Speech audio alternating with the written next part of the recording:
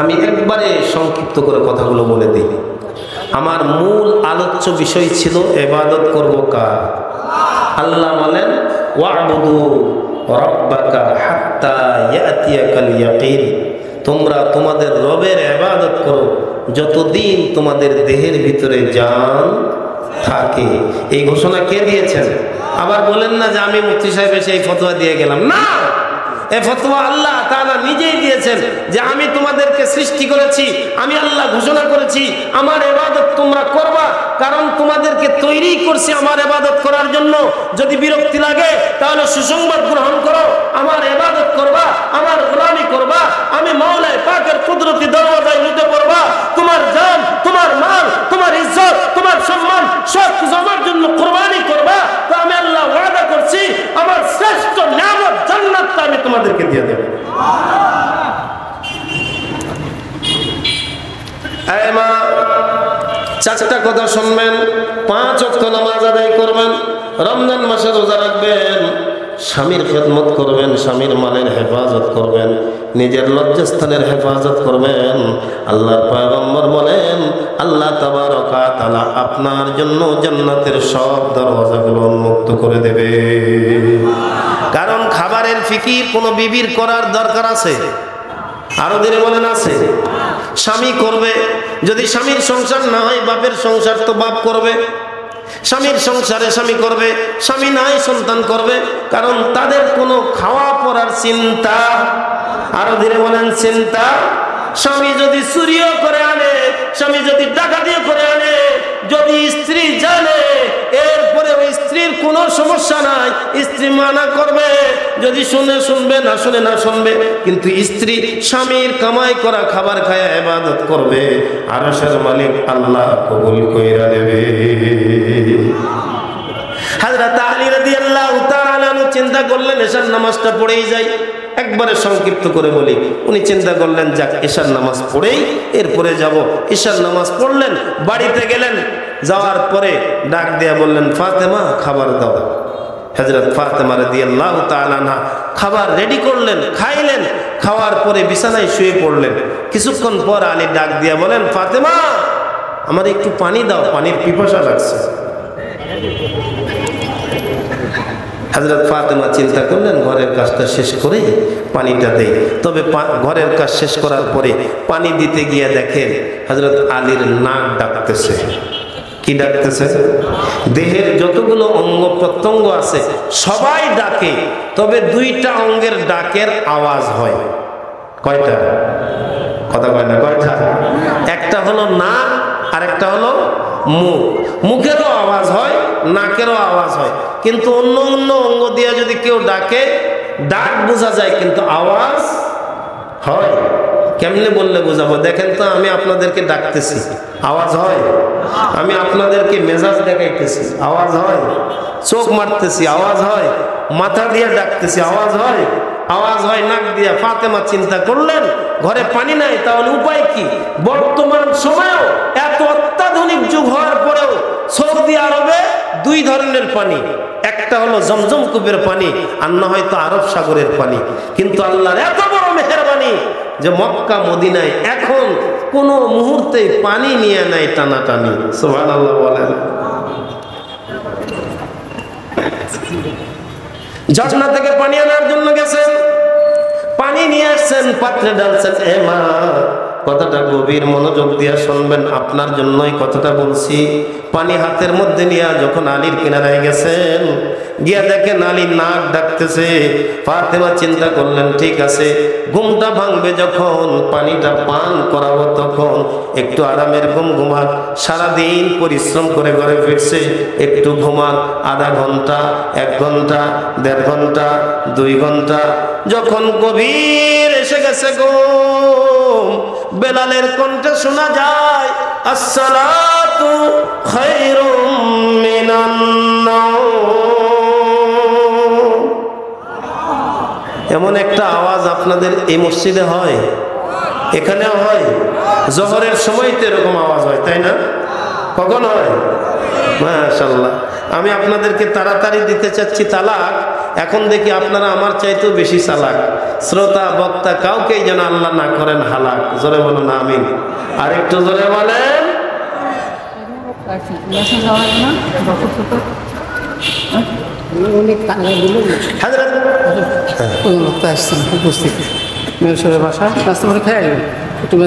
আলহামদুলিল্লাহ বলেন, আর একটু দিলে বলেন। শুকরের নিয়ামত, নিয়ামত আফজু কুনুত লাইন শাকারতুম লাযীদান্নাকুম।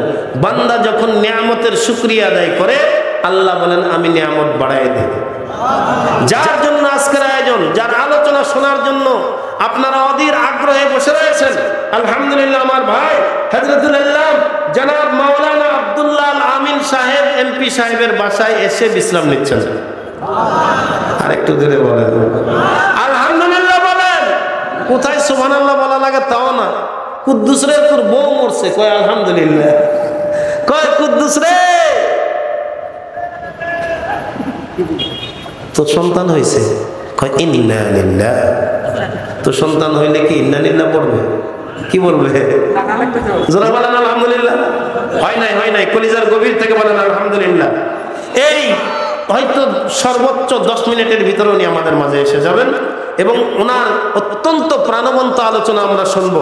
আল্লাহ তাআলা ওনার জবান দিয়ে এমন কিছু কথা বের করে দিক যেই কথাগুলো আমাদের হেদায়েতের জরিয়া হয়ে যায়। জোরে বলেন আমিন। আর একটু জোরে বলেন আমিন। এই গভীর মন দিয়ে একটা কথা শুনবেন, সেটা হলো আদম থেকে নিয়ে আমাদের নবী পর্যন্ত যত নবী রাসূল দুনিয়াতে এসেছেন, সব নবী রাসূলদের একটাই ছিল কাজ, তারা দুনিয়াতে এসে মানুষকে শোনাইছেন এক আল্লাহর ওয়াজ। কথা কয় না? হেদায়েত কার হাতে? সবাই বলেন একসাথে, হেদায়েত কার হাতে? খোদার কসম করে বলছি, হেদায়েত যদি আল্লাহ কোন নবীর হাতেও দিত, তো আপনার আমার নবীর চাইতে বড় হেদায়েত প্রদানকারী আসমানের নিচে জমিনের উপরে আর কেউ হইতে পারত? আরো ধীরে বলেন পারত?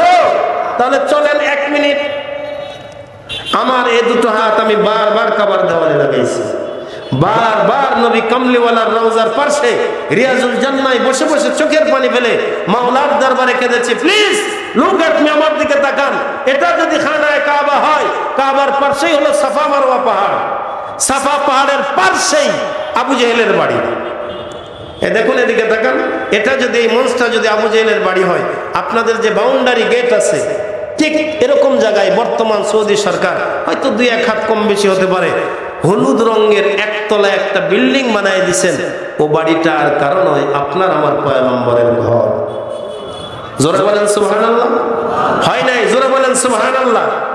তার মানে আবু জেহেলের বাড়ি নবীর বাড়ির মাঝখানে, পাহাড় নাই, পর্বত নাই, বাড়ি নাই, ঘর নাই, ওয়াল নাই, প্রাচীর নাই, পার্টিশন নাই।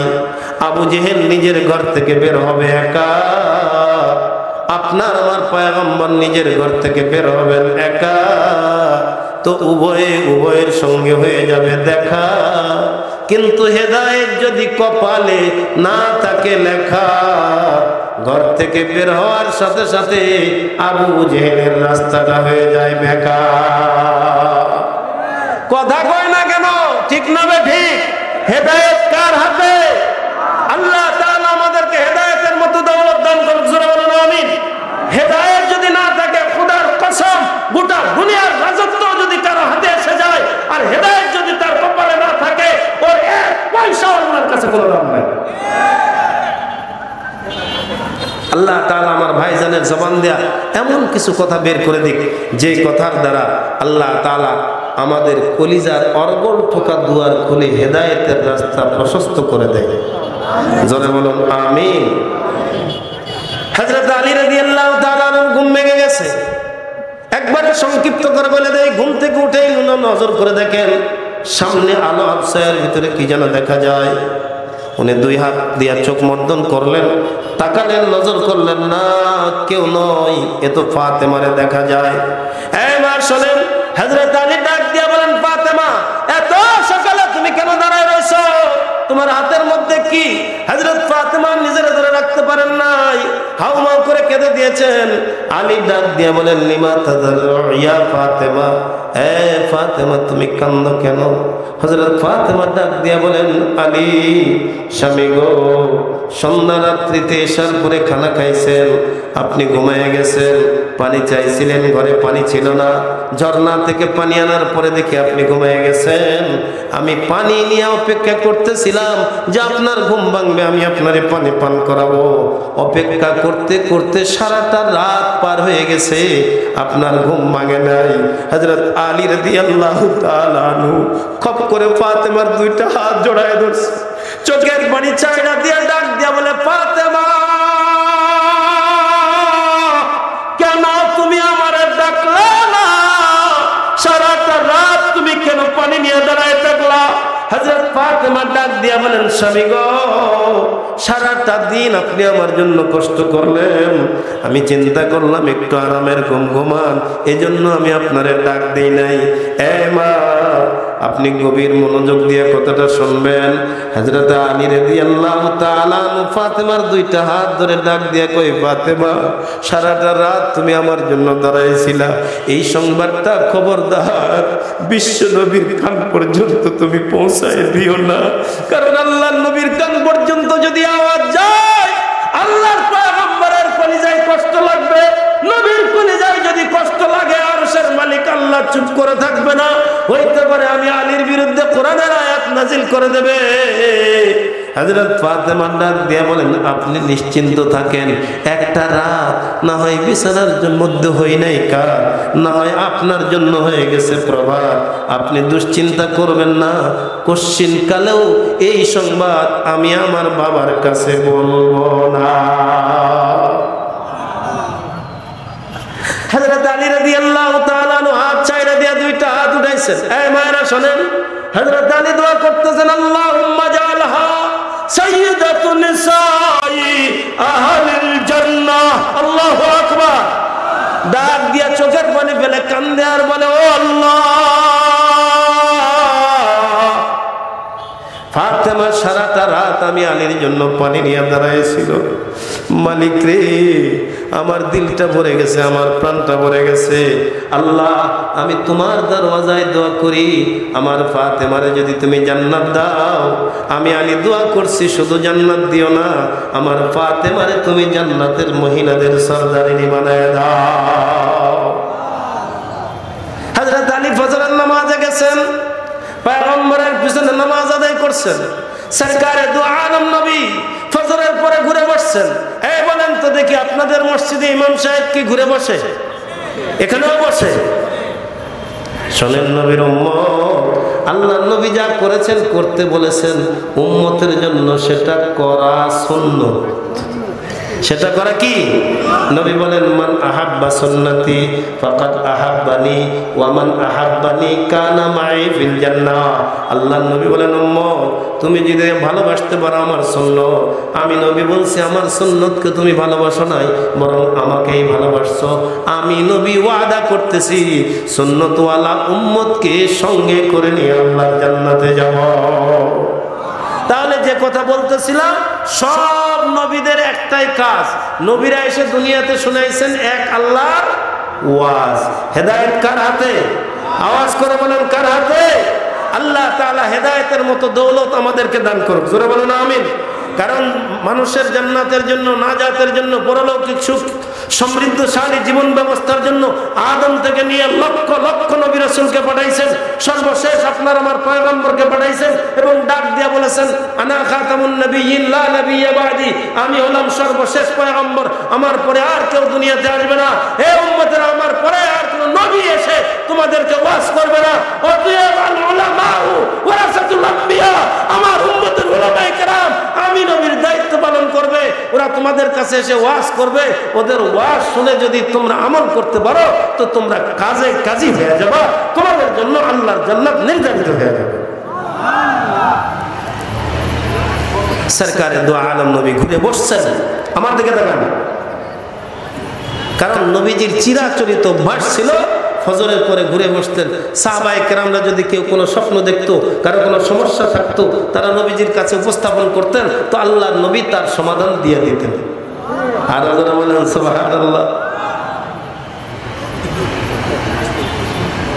সমাধানের পরে নবী ডাক দিয়ে বলেন, তোমরা যাও, আলী উঠে দাঁড়াইছেন, আল্লাহর পয়গম্বর ডাক দিয়া বলেন কিফ ইয়া আলী, আলী দাঁড়াও। নবী যখন ডাক দিয়া বলছেন আলী দাঁড়াও, তো আলীর কলিজাটা মোচড় দিয়া উঠছে। কারণ আমাদের সমাজে একটা কথা বলে চোরের মন। আওয়াজ এত কেন ফিস ফিস? জোরে বলেন, চোরের মন চকির তলায় কেড়ে কয় মা আমি কলা খাই না। তো মা বলছে চকির তলায় কে, কয় আমি কলা খাই না। আল্লাহর নবী ডাক দিয়া বলেন কিফ ইয়া আলী, এ আলী দাঁড়াও। আলীর কলিজাটা মোচড় দিয়ে উঠছে। আলী চিন্তা করছে নিশ্চিত ফাতেমা না কইলে কি হবে, আল্লাহ জিবরাইলের মাধ্যমে জানাইয়া দিছে। সুবহানাল্লাহ বলেন। আল্লাহর নবী ডাক দিয়ে বলেন তাআল ইয়া আলী তাআল, হে আলী আয় আমার দিকে আয়। আল্লাহর নবীর কাছাকাছি যখন আলী যায়, হযরত আলী বলেন নজর করে দেখি নবীজির চোখ থেকে পানি পড়তেছে, কিন্তু ঠোঁটের মধ্যে নবীজির মুস্কি হাসি ঝরতেছে। সুবহানাল্লাহ বলেন। নবীর মুখের মধ্যে মুস্কি হাসি, আলীর চোখ দিয়া পানি পড়ে। আল্লাহর পয়গম্বর দুইটা হাত বাড়ায় দিয়া ডাক দিয়া বলে আলী রে, তুই শুধু আমার জামাই নয়, তুই আমার ভাই, তুই আমার ভাই, তুই আমার বুকে আয়। আল্লাহর পয়গম্বর আলীরে বুকের মধ্যে জড়ায় নিয়া ডাক দিয়া বলে আলী, আজকের রাত্রে তোর ঘরে যে ঘটনা ঘটছে তুই না বললে কি হবে, ফাতেমা না বললে কি হবে, আরশের মালিক আল্লাহ জানায় দিছে। আর তুই যে আমার ফাতেমার জন্য দোয়া করছিস, জিবরিল আমিন নামাজের আগ মুহূর্তে আমারে জানায় গেছে তোর দোয়া কবুল কইরা আল্লাহ তাআলা আমার মেয়ে ফাতেমারে জান্নাতের মহিলাদের সরদারনি বানায় দিয়েছে। এজন্য বলবো মা স্বামীর খেদমত করবেন। কিন্তু দুঃখজনক আপনাদের তায়েরপুরের কথা বলতে পারবো না, আমার মহাদেবপুরের কথা বলি। স্বামী ভ্যান চালায়, চার্জার চালায়, টমটম চালায়, মোড়ের দোকানে পানের দোকানদারি করে, মোড়ের কোনায় চালের ব্যবসা করে, সারাদিন পর সন্ধ্যাবেলায় বাড়িতে আসছে, এসে ডাক দিয়ে বলে ও জরিনার মা, ও সকিনার মা, দাও ভাত দাও। কিন্তু ডিজিটাল যুগে সকিনার মায়ের হাতের মধ্যে ঠিক এইরকম একটা টর্চ লাইট আছে, আর এর সঙ্গে নেটের একটা সংযোগ আছে। ওই সকিনার মা শুধু নাড়ে, ঠেলে আর ঠেলে আর দেখে। ডাক দিয়া কয় জরিনার মা, সকিনার মা ভাত দাও। কয় আমি নাটক দেখছি, ওই যে ভাত সাজানো আছে, পারলে তুলে খাও, না পারলে না খাও। কথা কয় না কেন? ঠিক তো কইতেছেন। ও হায়া শরম তো আমারই নাই, ও লজ্জা আমারই নাই।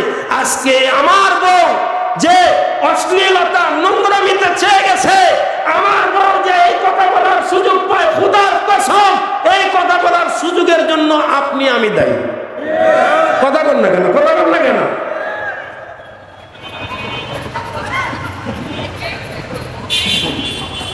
আমাদের ঘরগুলো এখন আল্লাহর ইবাদত শূন্য হয়ে পড়েছে। আসুন সেই মহান মালিকের হুকুম অনুযায়ী আমাদের ঘরগুলোকে আবার ইবাদত যুক্ত করি। সকলে বলুন আমিন। আরেকটু জোরে বলুন। আমাদের ঘরের মধ্যে বন্ধু আফসোসে কলিজা ফেটে যায়। আজকে ঐতিহাসিক ৬ষ্ঠতম তাফসীরুল কোরআন মাহফিল থেকে এলাকার মুসলমান ভাইদের বিনীত অনুরোধ করব, আপনার ঘরে খাবারের জায়গা থাকলো, আপনার ঘরে টিভি রাখার জায়গা থাকলো, আপনার ঘরে ঘুমানোর জায়গা থাকলো, আপনার ঘরে বাথরুমের ওয়াশরুমের জায়গা থাকলো, আপনার ঘরে হাত ধোয়ার জায়গা থাকলো, অথচ আপনি মুসলমান, আপনার ঘরে 2 রাকাত নামাজ পড়ার জায়গা নির্ধারিত নাই। কথা বলেন না কেন? আপনার ঘরে টিভি রাখার জায়গা আছে, কিন্তু আল্লাহর কোরআন রাখার জায়গা নাই। আপনার এই ঘর ময়দানে মাশরে আপনার জান্নাত জাহান্নামে যাওয়ার জন্য যথেষ্ট হয়ে যাবে। এজন্য আপনাদেরকে অনুরোধ করব, ঘরে সবকিছু রাখার জায়গা করলেন। আল্লাহর পয়গম্বর বলেন ঘরটাকে কবর বানাবেন না, ঘরে নফল ইবাদত বন্দেগী করেন, ঘরের একটা জায়গা নির্ধারণ করেন। হইতে পারে কোন এক রাতে, কোন এক সকালের, কোন এক দুপুরের, কোন এক সেকেন্ড, কোন এক মুহূর্ত আপনার ঘরের ভিতরে মহান মালিক আল্লাহর ইবাদত করতে গিয়া আপনার চোখ দিয়ে পানি এসে গেছে, যে এই পানিটা ছিল একমাত্র কার জন্য? কথা বলেন কার জন্য? ময়দানে মাশরে আপনার এই জায়গাটা সাক্ষী দিয়ে বলবে আল্লাহ তোমার এই বান্দা এই ঘরে ছিল, আরাম আয়েশের সব যন্ত্র তার ছিল, কিন্তু সেখানে একটা জায়গা ছিল যেখানে তোমার গোলামি করার জন্য নির্ধারণ করেছিল। একদিন সে কেঁদেছিল, যার চোখের পানি আল্লাহ তোমার দরওয়াজায় হাজির আছে। আল্লাহ বলবেন, হ্যাঁ, তুমি না বললেও আমি এটাকে স্টক রেখেছি, এই চোখের এক ফোঁটা পানির বিনিময়ে আমি আল্লাহ আমার বান্দাকে মাফ করে জান্নাত দিয়ে দেব। ওয়াবুদু রাব্বাকা হাত্তা ইয়াতিয়াকাল ইয়াকিন। আল্লাহু আকবার বলেন। এবার শেষবারের মতো বলেন, ইবাদত করব কার? হুকুম মানব কার? গোলামি করব কার? আল্লাহ তাআলা আমাদের সকলকে সেই মহান মালিক আল্লাহর গোলামি করার তৌফিক দান করুক। মনে রাখবেন, ঈমানের পরে ঈমানের পরে ঈমানদারের 1 নম্বরের কাজ সে আদায় করবে 5 ওয়াক্ত। আরে সালাতই বলেন আর নামাজই বলেন, যেই লাও সেই কদু, কথা কয় না? সালাত বললে দামি হয়ে যাবে, নামাজ বললে কম দামি হবে না। এটা ফরজ ইবাদত। আজকে আমাদের কপালটা পুড়ে গেছে কেন জানেন? দুনিয়ার সব হিসাব নিকাশ আপনার আমার ঠিক আছে, কিন্তু ইবাদতের ক্ষেত্রে, নামাজের ক্ষেত্রে হিসাব ঠিক নাই। 30 বছর ধরে নামাজ পড়ে, এমনই হেবলার হেবলা, আজ পর্যন্ত চেনেই না কোনটা ওর কেবলা। গিয়া এক ঠেঙ্গা হয়ে দাঁড়ায় রয়েছে, এক পা উত্তর মেরু এক পা দক্ষিণ মেরুতে চলে গেছে, সামনের ওয়ালের দিকে তাকায় রয়েছে। লাল ডিজিটাল মিটারের ঘড়িটা কে দিছে গো? দেখতে তো ভালোই লাগতেছে, কথা কয় না? কথা কয় না? 30 বছর ধরে নামাজ পড়ে, 40 বছর ধরে নামাজ পড়ে, শরীরের চামড়া ঢিলা হয়ে গেছে, চোখের জ্যোতি চলে গেছে, মাজা পাকা হয়ে গেছে, এরপরও আলহামদু সূরাটা শুদ্ধ করতে পারে নাই। কথা বলেন? আত্মায়াতু শুদ্ধ হয় নাই, দুরূদ শরীফ শুদ্ধ হয় নাই, দোয়া মাসুরা শুদ্ধ হয় নাই, এমনকি সালামটা পর্যন্ত শুদ্ধ করে দিতে পারে না। আসসালামু আলাইকুম, সালাম আলাইকুম, কথা বলেন, কথা বলেন, কথা বলেন। আমরা পরে বসে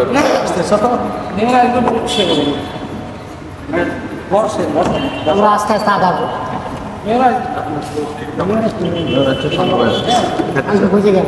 মেরে ভাই, হে যুবক, তোমার পায়ে হাত দিয়ে বলছে, আজকে এই শেষ কথাটা শোনো।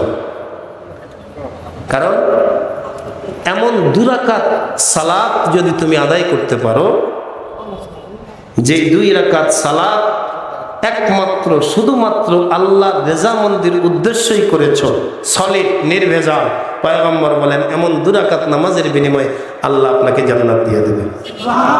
আরো ধীরে বলেন, কারণ দেবেন তো তিনি, অসুবিধা আছে?